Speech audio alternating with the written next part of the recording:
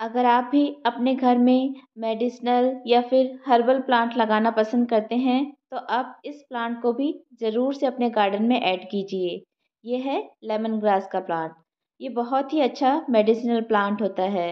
इसकी जो पत्तियां होती है ना, उसमें बहुत ही अच्छी नींबू की खुशबू आती है, इसीलिए इसे लेमन ग्रास कहा जाता है। इसकी पत्तियों का यूज़ कई तरह की टीज़ बनाने में किया जाता है, जैसे ब्लैक टी, ब्लू टी या फिर ग्रीन टी में भी आप इसे डाल सकते हैं, या फिर केवल इसकी जो पत्तियां होती है केवल उन्हीं की चाय बनाकर भी आप पी सकते हैं। और या फिर जो हम नॉर्मल दूध वाली चाय बनाते हैं, आप इसकी पत्तियों को उसमें भी डाल सकते हैं। इसकी पत्तियों में ढेर सारे एंटीऑक्सीडेंट होते हैं, और इसकी जो पत्तियों की चाय है वो आपकी वेट लॉस में बहुत ही हेल्प करती है। इसके अलावा आपकी जो डायबिटीज़ है उसको भी कंट्रोल में रखती है। इसके अलावा भी इसकी जो पत्तियां है उसका कई तरह की रेमेडीज़ में यूज़ किया जाता है। और इसके पत्तियों का जो नीचे वाला पार्ट होता है वो सूप में या फिर बहुत सी डिशेस में काम में लिया जाता है। स्पेशली जो थाई डिशेस बनती है उसमें लेमन ग्रास का यूज़ बहुत ही ज़्यादा किया जाता है।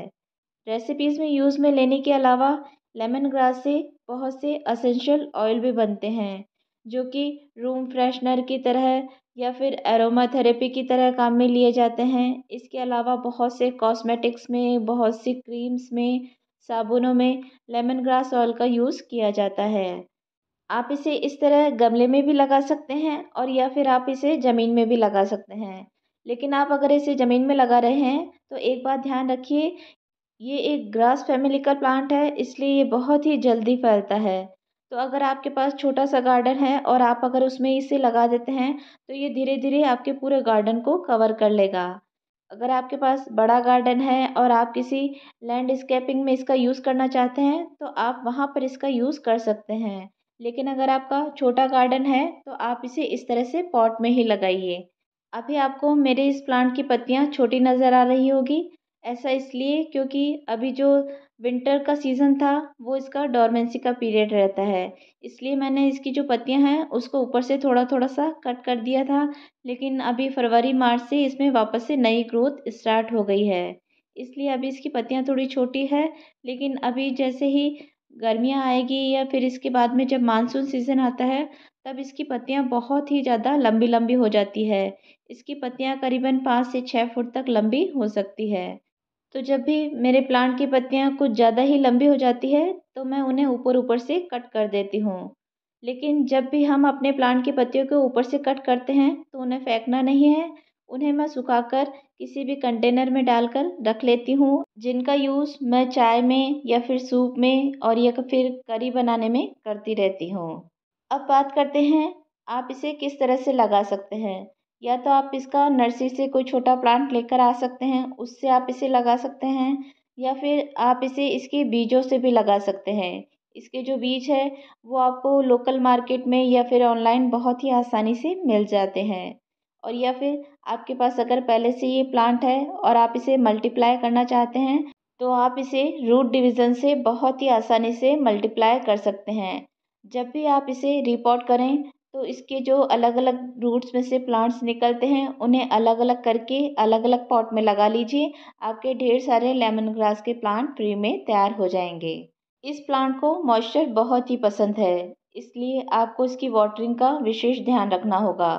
इस प्लांट की मिट्टी को कभी भी एकदम ड्राई मत होने दीजिए। अगर इसकी मिट्टी बिल्कुल ड्राई होने लगती है तो ये प्लांट धीरे धीरे मरने लगता है। लेकिन इसका मतलब ये नहीं है कि आपको इसमें ओवर वाटरिंग करनी है। अगर आप इसमें ओवर वाटरिंग करेंगे तो भी जो इसकी जड़ें हैं वो गलने लग जाती है। तो आपको इसकी मिट्टी कुछ इस तरह की रखनी है कि उसमें केवल मॉइस्चर बना रहे। ऊपर की लेयर आपको जब भी सूखी लगे तब आपको इसको पानी देना है। जैसे आप मेरे प्लांट की मिट्टी अभी देख पा रहे होंगे, ये न तो बहुत ज़्यादा ड्राई है और ना ही बहुत ज़्यादा सॉगी है। तो आपको भी अपने प्लांट की मिट्टी को कुछ इसी तरह का रखना होगा ताकि उसमें मॉइस्चर हमेशा बना रहे। इसीलिए आपको इसकी मिट्टी बनाते वक्त भी ध्यान रखना है, आपको इसके लिए बिल्कुल वेल ड्रेन मिट्टी तैयार करनी होगी। इसके लिए आप एक हिस्सा गार्डन सॉइल, एक हिस्सा सैंड और एक हिस्सा कंपोस्ट ले सकते हैं। सनलाइट की अगर बात करें तो आप इस प्लांट को पूरे दिन की सनलाइट में रखिए, तभी ये प्लांट बहुत अच्छे से ग्रोथ करेगा। वैसे 3 से 4 घंटे की धूप भी अगर इसको मिलती है तो वो इसके लिए काफ़ी होती है।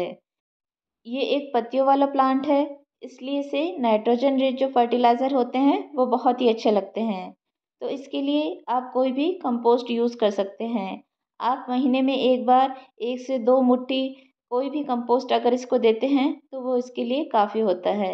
और अगर आपका जो गमला है वो कुछ इस तरह से पूरा इस लेमन ग्रास से फिल हो चुका है, तो आप जो कंपोस्ट है उसकी कंपोस्ट टी बनाकर उसका लिक्विड फर्टिलाइज़र बनाकर भी इस प्लांट को दे सकते हैं। हेल्थ बेनिफिट्स के अलावा भी इस प्लांट को लगाने के और भी कई फ़ायदे होते हैं। ये जो प्लांट है वो बहुत ही अच्छा मॉस्किटो रेपेलेंट का काम करता है।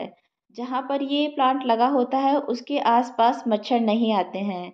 तो अगर आपके घर के आसपास ढेर सारे मच्छर हैं तो आप इस प्लांट को लगा सकते हैं।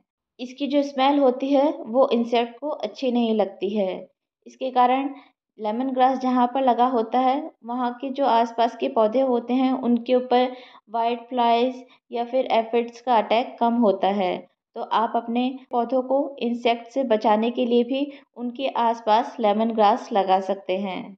तो आप भी अपने गार्डन में इस बहुत ही यूज़फुल प्लांट को ज़रूर से ऐड कीजिए। और कैसी लगी आज की वीडियो आपको? अगर आज की वीडियो आपको अच्छी लगी हो तो वीडियो को लाइक कीजिए, शेयर कीजिए और मेरे चैनल को सब्सक्राइब कीजिए।